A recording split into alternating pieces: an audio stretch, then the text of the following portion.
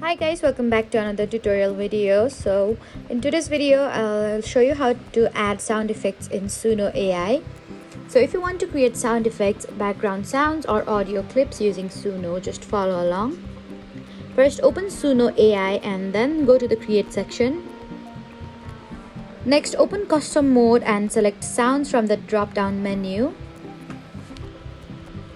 After that, type the sound effect you want to create in the prompt box. For example, you can type things like cinematic whoosh, rain sounds, doors closing, or crowd ambience.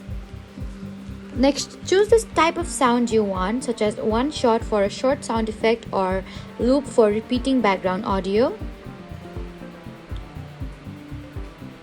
You can also adjust settings like BPM and key if you're creating a musical loop.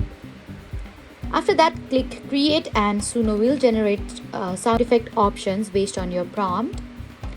Listen to the results and choose the audio sound you like. So that was how to add sound effects on Suno AI. Don't forget to like, comment and subscribe for more helpful tutorials. Thank you for watching.